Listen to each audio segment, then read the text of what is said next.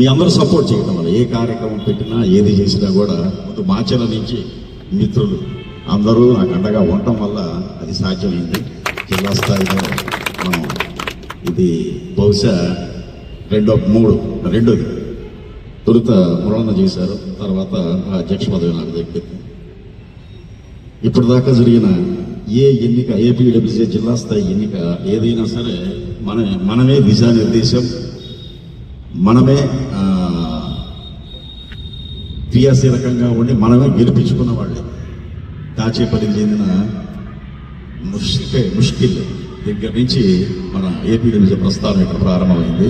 ముష్కిల్, భక్తవత్సరం, మురళన్న, నేను, తరువాత మీరా, ఉమ్మడి జిల్లా అధ్యక్ష కార్యదర్శి మీరా, ఏజూరి శివ. ఆ ఎన్నికలన్నింటిలో కూడా మన మెంబర్షిప్ ఎక్కువగా ఉండడం వల్ల మనం ఎటు మొగ్గితే అటువైపు అధ్యక్ష పదవి వరిస్తూ వచ్చిందన్నమాట.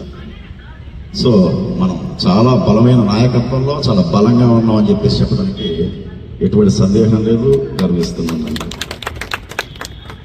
మూర్తి గారికి వచ్చిన రిక్వెస్ట్ ఏంటంటే ఆఫీసు 10 నుంచి 9 దాకా తీస్తాం. ఈ 10-9 మధ్య కాలంలో ఎవరు ఆఫీసులో ఉన్నారో ఎవరు ఆఫీసులో లేరో, రావచ్చో రాకూడదో తెలుసుకోవడానికి ఎటువంటి సమాచార వ్యవస్థ ఉండదు. కాబట్టి వచ్చి కారపో నుంచి బయలుదేరి అన్న ప్రెస్ క్లబ్ తీసుందా, ఇక్కడికి వచ్చాక ఏదో పని మీద తాళాలు వేసి కనుక ఉంటే వాళ్ళు మళ్ళీ ఎన్ని తిరిగిపోవాల్సిన వాళ్ళ పని మానుకొని తొందరగా ముగించుకొని ఎన్ని తిరిగిపోయే వాళ్ళు ఉండదు. సో ఓ చిన్న ఇంత చేసిన ఓ చిన్న బిఎస్ఎన్ఎల్ ల్యాండ్ లైన్ ఫోన్ ఏర్పాటు చేయమని చెప్పేసి మీ అందరి తరఫున కోరుకుంటున్నాను. కమ్యూనికేషన్ నేనుంటే నాకు చేస్తారు, నేను ప్రెస్ క్లబ్లో అయినమ్మా నేను బయట ఉన్నాను అని చెప్పేసి నేను చెప్తాను. ఎవరున్నారో తెలియదు, తాళం తీసుందో లేదో తెలియదు. సో ఒక ల్యాండ్ లైన్ అనేది కనుక మనం ఏర్పాటు చేసుకుంటే. ధన్యవాదాలు మూర్తి గారు, థ్యాంక్ యూ వెరీ మచ్. తర్వాత మూర్తి గారు హెల్త్ పాలసీ, మన జర్నలిస్టుల కోసం హెల్త్ పాలసీ గురించి చెప్పారు.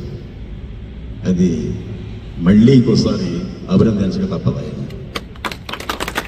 జర్నలిస్టుల గురించి ఎంతలాగా ఆలోచించినటువంటి ఆ వ్యక్తికి కూడా కొన్ని సమస్యలు ఎక్కడి నుంచి నా చుట్టూ ఉండేవాళ్లే, నాతో పాటు ఉండేవాళ్లే, మన యూనియన్ సభ్యులే, మీలో ఒకళ్ళు ఇద్దరు బయట వచ్చారో రాలేదో తెలియదు. కానీ ఆ నాయకత్వాన్ని చాలా సర్కాస్టిక్ అంటే వ్యంగ్యంగా మాట్లాడుతూ ఫేస్బుక్ కాదు నేను వాట్సాప్ గ్రూపుల్లో పోస్టులు పెట్టడం అది నిజంగా జీర్ణించలేదు. పని చెయ్యగలిగేవాడు, ఖర్చు మోసేవాడు, భరాయించేవాడు, మన కోసం పాటుపడేవాడు మన దగ్గర ఉండగా వ్యంగ్యాస్త్రాలతోటి అతన్ని క్వశ్చన్ చేయడము, అతని విమర్శలాగా ఉండదు, సేమ్ టైము పోగొట్టలాగా ఉండకుండా ఆయన కొన్ని క్రిటిసైజ్ చేస్తున్నారని చెప్పేసి నాకు కొన్ని పోస్టులు చూస్తే అర్థం. దయచేసి అటువంటి పోస్టులు మానుకొని మూర్తి గారికి, ఆ కమిటీకి, కరిముల్లా ఈ కమిటీకి సహకరించాల్సిందిగా కోరుతున్నాను. తర్వాత మీ ముందే అధ్యక్షుల వారికి ఒక చిన్న విన్నపం చేస్తున్నాను. వర్కింగ్ జర్నలిస్టు యూనియన్లో అక్విడేటెడ్ జర్నలిస్టు, నాన్ అక్విడేటెడ్ జర్నలిస్టు ఇద్దరు ఉన్నారు. నాన్ అక్విడేటెడ్ జర్నలిస్ట్ అందరికీ అక్విడేషన్ కోసం మనం పెద్ద ఎత్తున ఫైట్ చేస్తూనే ఉన్నాం. కానీ ఈ మోడీ ప్రభుత్వం వల్ల అది సాధ్యపడలేదు. ఉన్నంత వరకు అయితే ఎంతమంది అయితే ఉన్నారో వాళ్ళకి 1250 రూపాయల చొప్పున హెల్త్ స్కీమ్ ఒకటి ఉంది. 2 లక్షల రూపాయల కుటుంబానికి ఎటువంటి డెంటల్ సర్జరీ దగ్గర నుంచి ఏ అవసరానికైనా వాడుకునేటట్టుగా ఏడాదికి 2 లక్షల రూపాయలు, 1250 రూపాయలు మనం కడితే 1250 రూపాయలు ప్రభుత్వం చేసేస్తారు. 2500 రూపాయలు అనుకుంటుంది టోటల్గా. చెరి సగం బరా ఇచ్చేటువంటి ప్రాతిపదికన హెల్త్ స్కీమ్ ఒకటి ఉంది.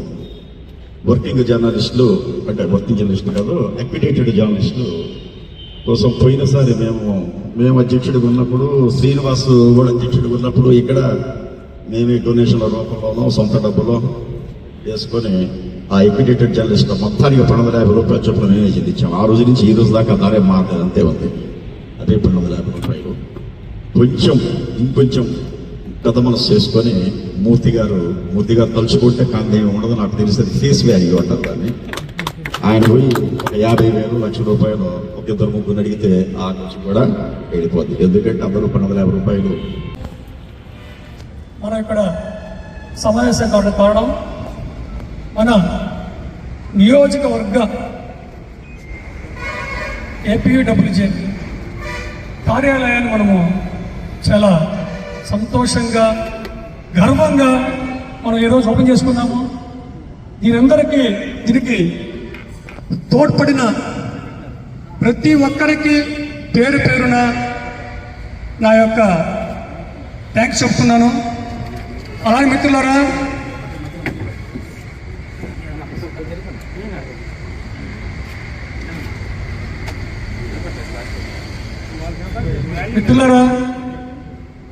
మీరు గమనిస్తే కనుక మేము ప్రమాణ స్వీకారం చేసి ఈ రోజుకి 40 రోజులు పుట్టిందండి.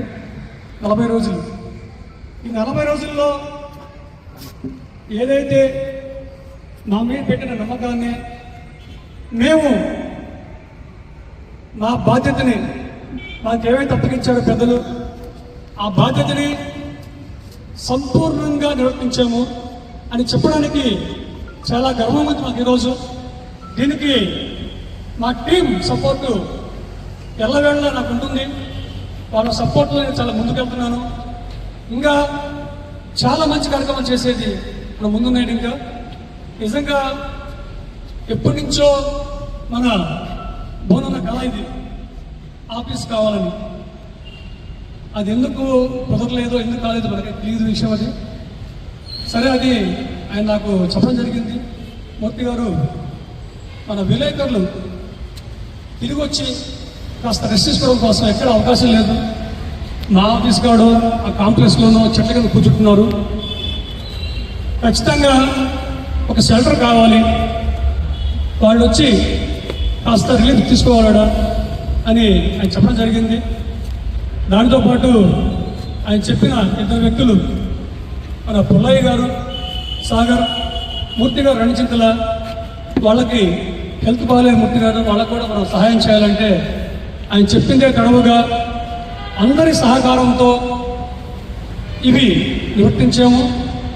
అలాగే రాష్ట్ర పెద్దల పిలుపు మేరకు మనం ప్రతి ర్యాలీ చేస్తున్నాము. ఇలానే మనం ఇంకా మంచి పనులు చేసుకుంటూ ముందుకు వెళ్ళాలని, నాకు ప్రతి ఒక్కరూ మాకు సపోర్ట్ చేయాలని కోరుకుంటూ ఈ అవకాశం ఇచ్చిన పెద్దలకు, మిత్రులకు థ్యాంక్ యూ చెప్తున్నాను. జై ఏపీడబ్ల్యూజే, జిందాబాద్ ఏపీడబ్ల్యూజే.